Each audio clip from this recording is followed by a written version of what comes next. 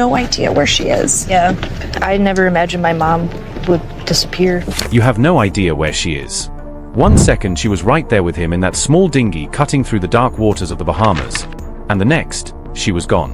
Lynette Hooker, 55 years old, a mother, a passionate sailor, a woman who had finally found the life she always dreamed of living on the ocean, vanished into the night on April 4th, 2026.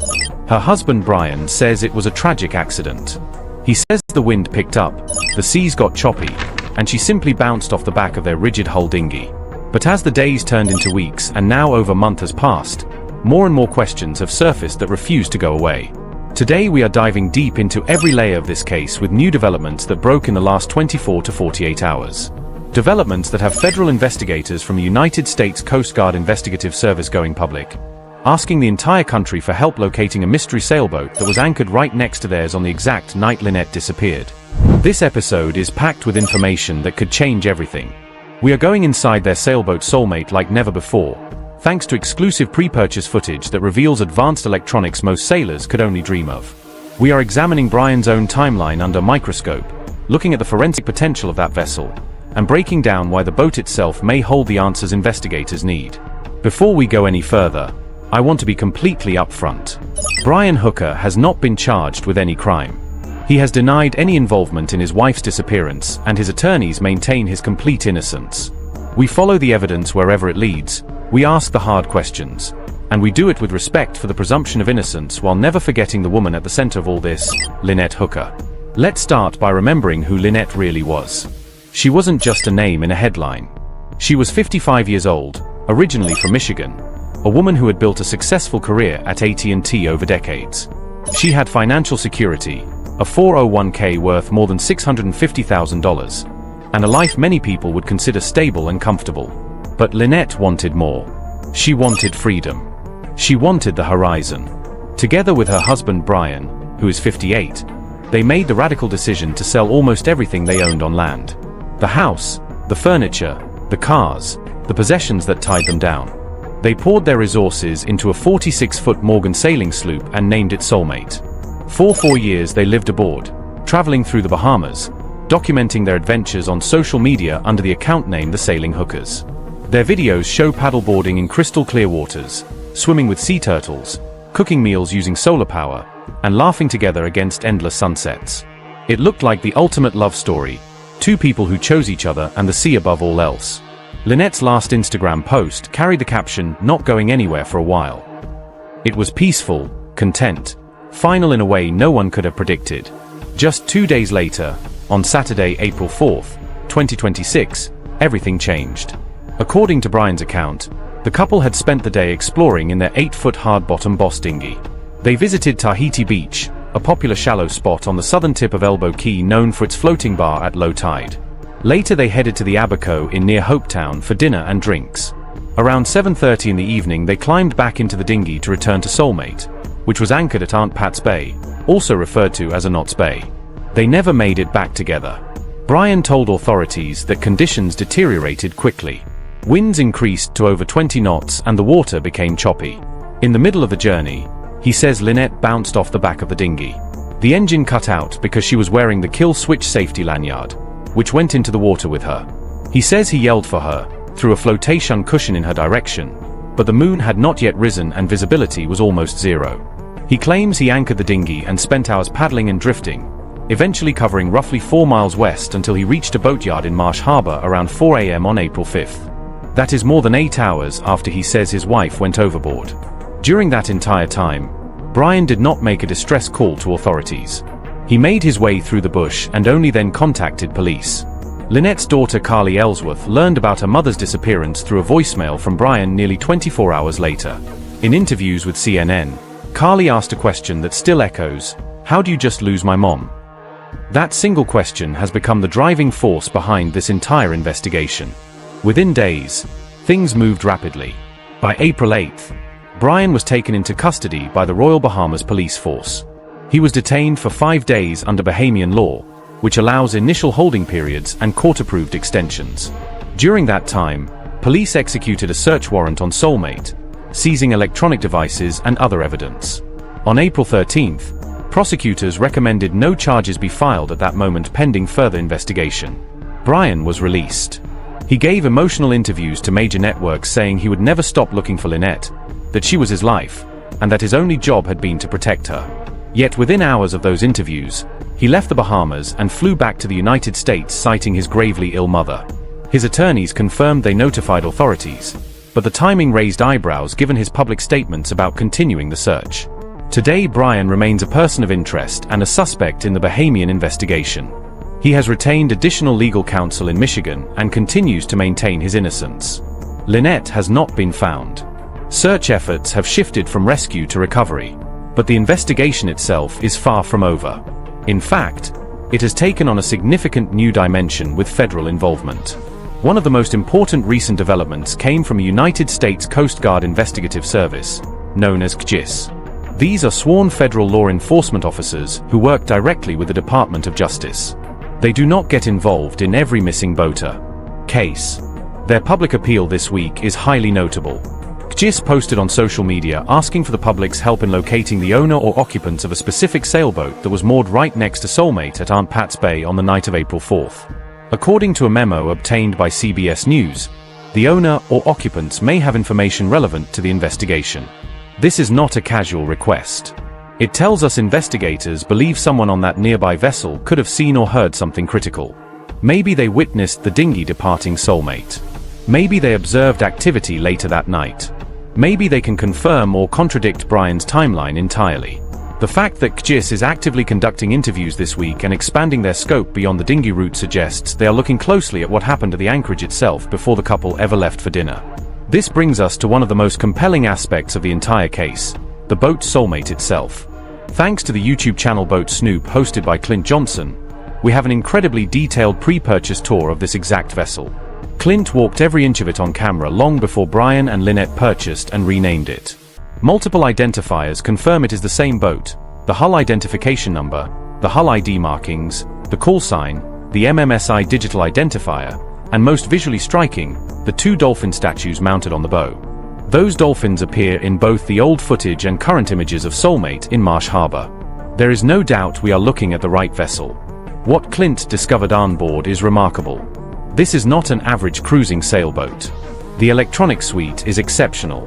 Clint specifically highlighted a FLIR forward-looking infrared thermal imaging system. This allows users to see in complete darkness, picking up heat signatures of people in the water or other vessels even on moonless nights. Brian has stated that poor visibility because the moon had not risen prevented him from seeing Lynette after she went overboard. The presence of advanced thermal imaging raises natural questions about why that technology was not used to search for her.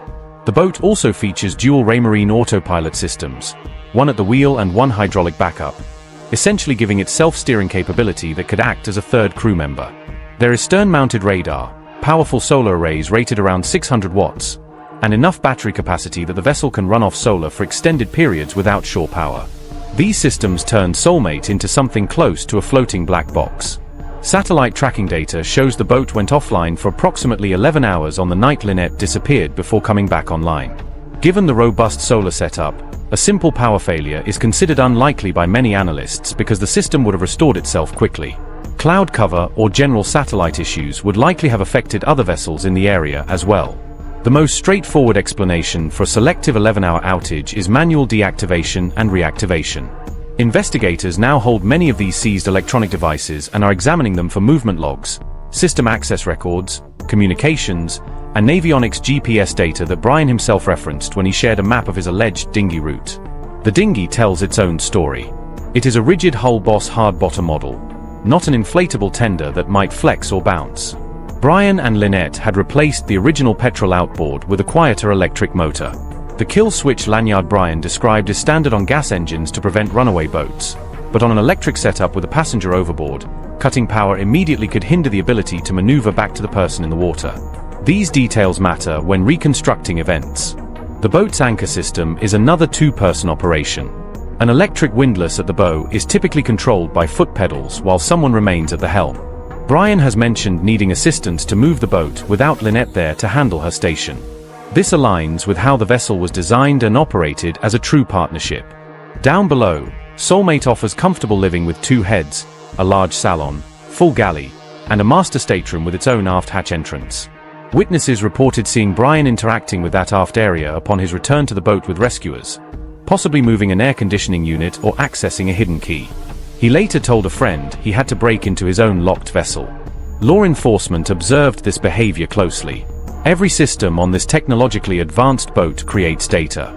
If the vessel moved that night, if systems were manually turned off and on, if communications occurred, those records likely exist.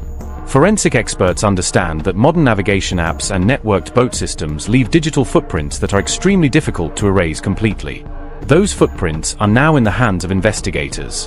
When we lay out Brian's timeline, as investigators must, certain elements invite closer scrutiny.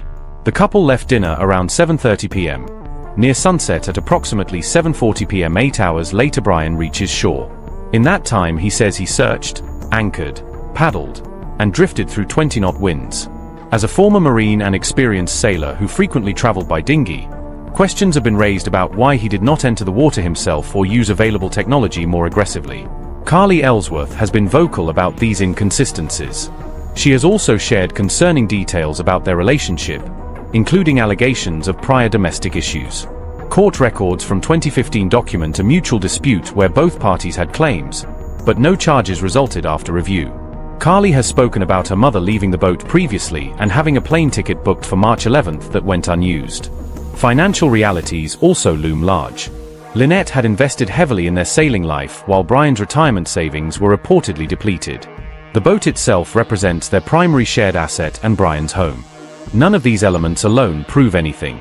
They form pieces of a complex puzzle that investigators continue to assemble. The GIS public appeal for the mystery sailboat is perhaps the most promising current lead. Aunt Pat's Bay is a popular anchorage where multiple vessels often sit close together. Someone on that nearby boat may hold the key to confirming what happened in the critical hours after dinner. If you were anchored in that area on April 4th, 2026, if you know someone who was, or if you have any information no matter how small, GIS encourages you to submit tips through their official app available on iOS and Android. Tips can be submitted anonymously. Every detail matters when a life is missing. As of today, more than a month after Lynette disappeared, her family continues to search for answers.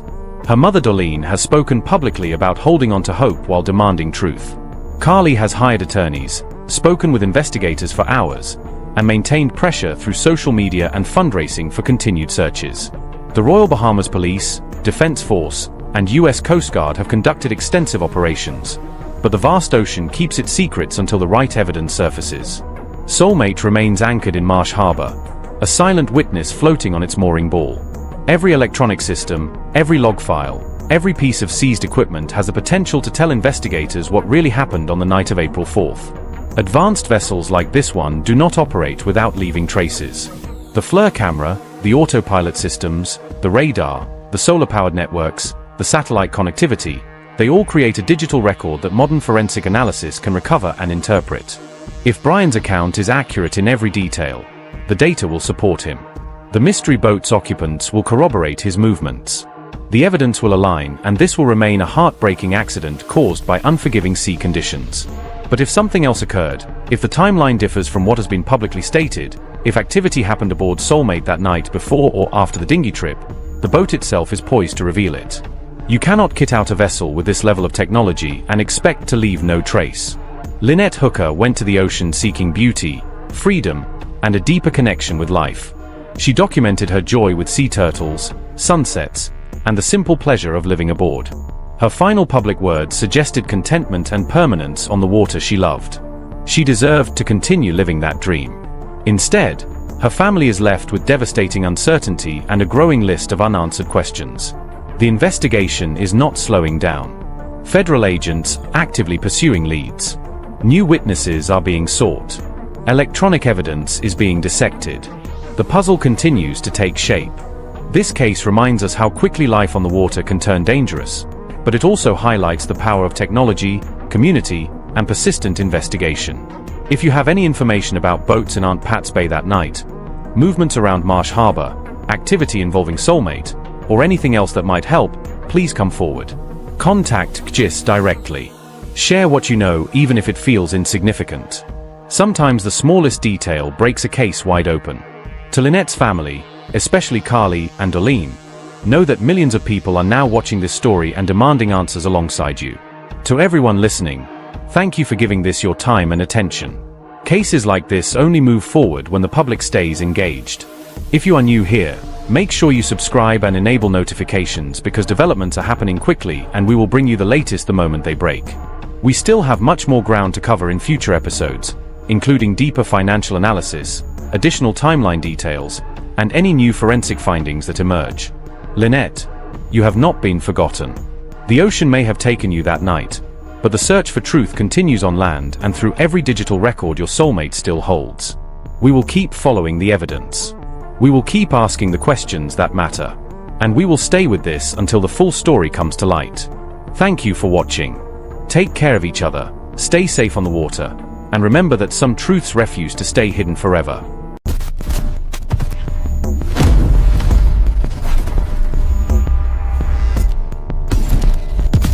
You have no idea where she is. Yeah, I never imagined my mom would disappear. You have no idea where she is.